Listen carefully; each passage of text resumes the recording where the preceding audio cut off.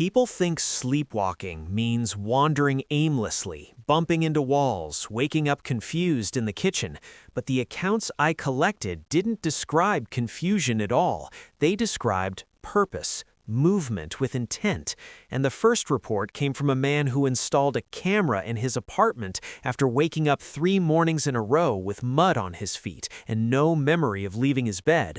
And when he reviewed the footage, he didn't see someone stumbling through his home. He saw himself rise calmly at exactly 2:11 a.m., dress neatly, pause at the front door as if listening for something outside, and then step into the night with the confidence of someone who knew exactly where they were going.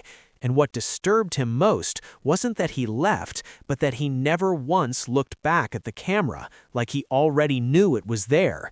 And as more stories surfaced, patterns began to emerge, not in locations, not in distances traveled, but in timing, because dozens of unrelated people across different cities reported leaving their homes between 2 and 2:30 a.m., walking routes they couldn't later recall, always returning just before dawn. Always exhausted, always with signs they'd been somewhere specific. Scratches on shoes, dirt under fingernails, unfamiliar smells clinging to their clothes. And one woman woke up holding a bus ticket stamped for a route that hadn't run in over a decade, while another found a handwritten map on their nightstand drawn in their own handwriting, leading to a dead-end street they had never visited while awake. And when doctors were consulted, they offered explanations about dissociation, stress, sleep disorders, but those explanations fell apart when a group of sleepwalkers independently described the same landmark, a place none of them could identify by name, only by feeling. A wide-open area where sound seemed distant, where they felt lighter, calmer, and less alone.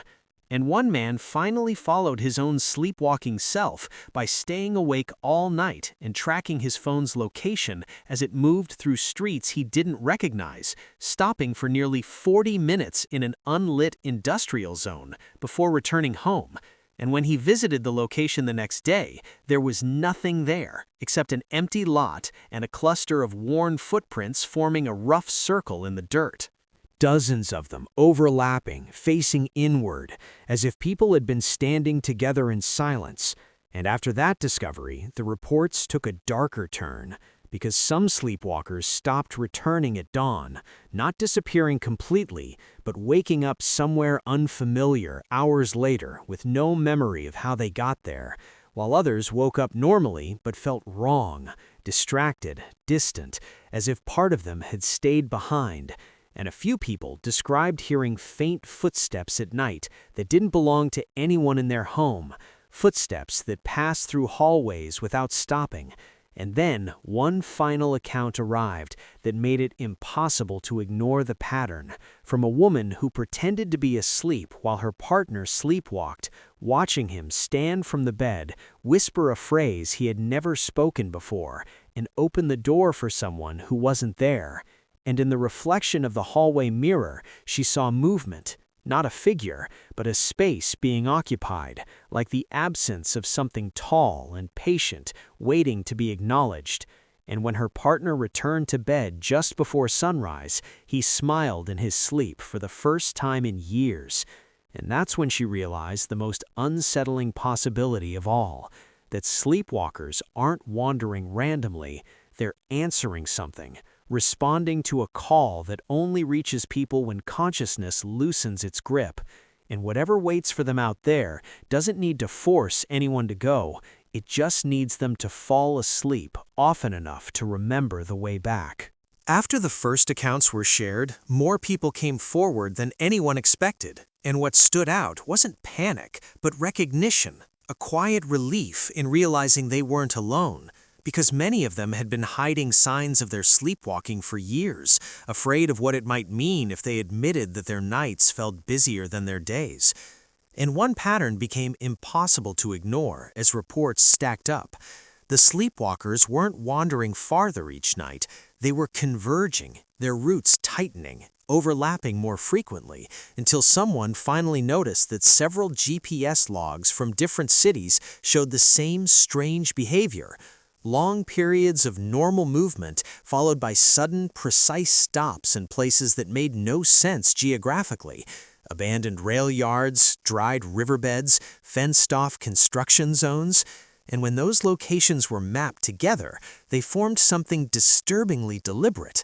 Not a shape, exactly, but a path, as if the sleepwalkers weren't being summoned to one place, but passing through a sequence of them, like checkpoints on a journey only visible from above.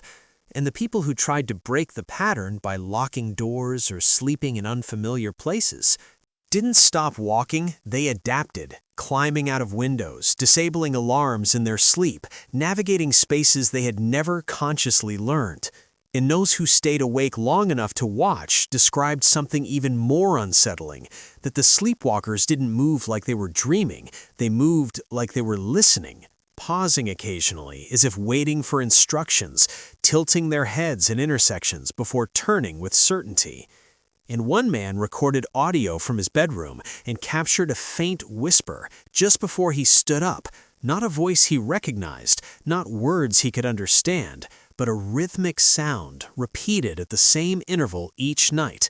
And after that recording surfaced, several others realized they'd heard it too, a low pattern beneath the normal noise of night, something that wasn't loud enough to wake most people, but clear enough for the sleeping mind to follow.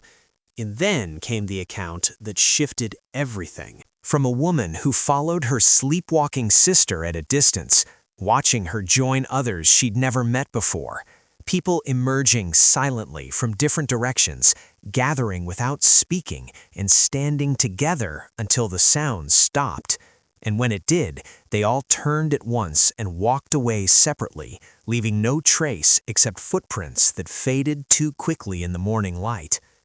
And what frightened her most wasn't what she saw that night, but what happened after.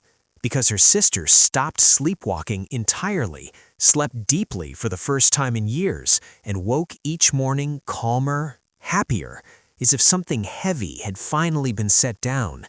And that's when the question changed, because it was no longer about why people were sleepwalking, but about what they were being allowed to leave behind during those unexplained nocturnal journeys, and what might happen to the ones who never make it back before the sound fades for good. By the time anyone thought to study the sound itself, it was already clear that it wasn't random, because the few recordings that existed all shared the same structure, a low, repeating pattern just below the threshold of waking attention, not quite a tone, not quite a rhythm, but something closer to a signal designed to be followed rather than heard. And when audio specialists slowed it down and stripped away background noise, they found irregular gaps that lined up perfectly with the moments sleepwalkers paused during their journeys, as if the sound wasn't continuous, but responsive, adjusting itself to movement. And one researcher made the mistake of listening to the cleaned recording late at night with headphones on, later admitting that while he didn't fall asleep, he felt an overwhelming sense of familiarity, like he'd heard it before in a place he couldn't consciously remember. And after that night, he began waking up standing in his hallway, shoes on, keys in hand, without any memory of deciding to get out of bed. And similar reports followed from people who had never sleepwalked before, but had listened to the recordings out of curiosity, because exposure alone seemed to be enough to loosen something, to make the mind receptive. And as this spread, the original sleepwalkers began describing changes in their journeys. Fewer stops, shorter gatherings, longer periods of stillness where they stood facing empty space as if listening for something delayed. And some started waking with impressions rather than memories, a sense that whatever had been meeting them was growing quieter, less patient, and that it was no longer satisfied with being visited only by those who wandered in their sleep. And the most unsettling account came from a man who stayed awake through the night in a parked car near one of the mapped locations, watching the empty lot where sleepwalkers usually gathered. And he said that at exactly the usual hour, the air itself seemed to shift, not visibly, but in pressure and sound, like something large had arrived without moving. and for several minutes he felt an intense pull to step out of the car and stand in the open, not to see anything, just to be present. And when the feeling passed, the lot was still empty, but the ground was marked with fresh footprints, forming a loose circle again, far more than before, some overlapping, some too deep to have been made by a human body alone. And after that night, reports began coming in from people who were no longer sleepwalking, but waking up with the certainty that they were expected somewhere, soon, as if the journeys had been practice, and whatever was calling had finally learned how to reach them, even with their eyes open. The first confirmed daytime journey wasn't dramatic, which somehow made it worse, because it came from a woman who insisted she was fully awake when it happened. Standing in line at a grocery store in the late afternoon when she felt that same gentle pull she'd only ever known at night. Not panic, not fear, just the quiet certainty that she needed to step out of line and walk, and she did, leaving her cart behind, phone still in her hand, following a route that felt pre-selected, turning corners before she realized she'd chosen to. And later she would say the strangest part wasn't the movement, but the absence of resistance, as if her body recognized the path even though her mind lagged behind. And she walked for nearly an hour through streets she knew well, until she reached a narrow service road that ended at a fenced construction site where several other people were already standing, spaced evenly apart, eyes open, breathing steady, all facing the same empty patch of ground. And none of them spoke, none of them acknowledged one another, because they didn't need to. The sound was there, even in daylight, faint but undeniable, threading through the noise of traffic and wind, and when it paused, every person present felt it at the same time, a sensation like something listening back, and then it was gone, leaving them disoriented but calm, unsure how long they'd been standing or why they felt lighter afterward. And once that account spread, others followed quickly. Reports of people stepping away from conversations mid-sentence, abandoning cars at red lights, leaving offices without explanation, all drawn to places that temporarily felt thinner, less anchored. And the most disturbing detail was that these daytime walkers didn't return confused or exhausted like the sleepwalkers had. They returned focused, purposeful, as if something had clarified itself. And some of them began to resist sleep afterward, afraid that if they closed their eyes again, they wouldn't be practicing anymore. They'd be completing something. And as the gap between night and day narrowed, it became harder to tell who was still choosing their movements and who was simply responding, because the call no longer waited for darkness and the journeys no longer required sleep. Only that brief moment when attention slips and the world feels ready to carry you forward without asking where you intend to go. The first account from someone who claimed to remember being inside the gathering arrived quietly, almost apologetically, from a person who said they hadn't meant to stay as long as they did, that the journey felt no different at first, the same pull, the same certainty, but this time when they reached the site, there was no circle of people waiting, only open space. And instead of stopping when the sound faded, they felt it shift, spreading outward rather than cutting off, like a signal expanding to fill the absence. And they realized then that the others weren't late or missing. They were already there, just not arranged in ways the eyes were meant to recognize.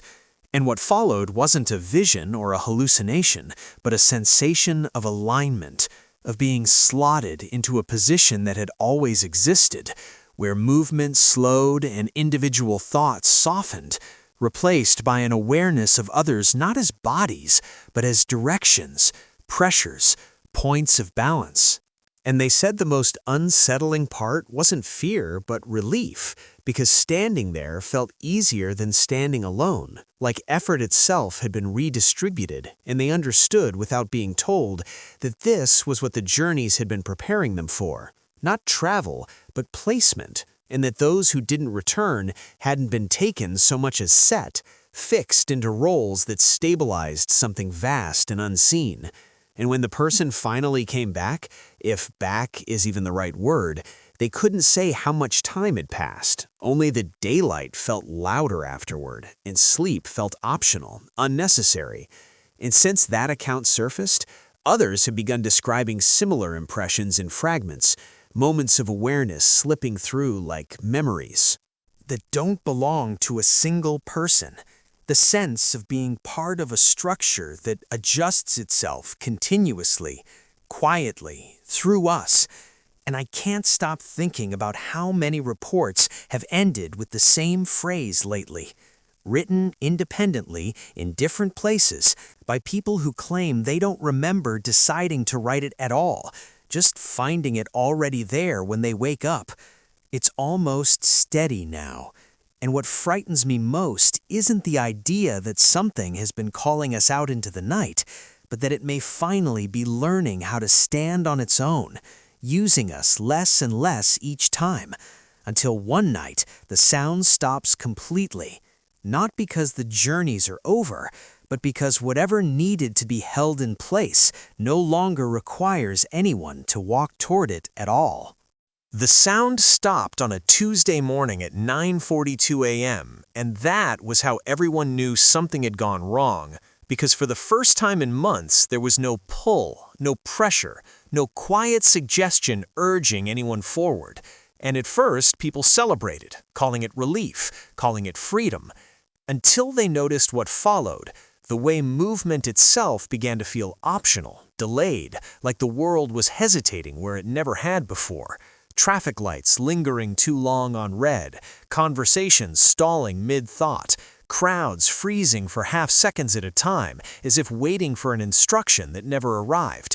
And then came the reports from those who had never walked at all, people who claimed they felt empty, unanchored, unable to focus or sleep, as if something that had been silently stabilizing everything had suddenly let go. And the final account I received came from a man standing on a pedestrian bridge during rush hour, watching hundreds of people slow in perfect unison, all of them pausing at the same instant, eyes unfocused, bodies still, while the city held its breath around them. And for a moment he felt it too, that terrible weightless sensation of being unplaced, of drifting without resistance, until far below something shifted. Not rising, not emerging, just adjusting, like a structure losing balance, and movement returned all at once in a violent surge, people stumbling, cars lurching forward, alarms blaring, and no one could explain why so many of them later described the same certainty, the same quiet understanding they couldn't quite articulate, that whatever the sleepwalkers had been holding together all those nights had finally finished settling, and the journeys hadn't ended because they were no longer needed, but because the world itself had taken their place, carrying the weight now. And sometimes, late at night, when everything feels just a little too still, I catch myself wondering whether the sound will ever come back, or if we've already learned how to stand in its absence without realizing what we've become part of.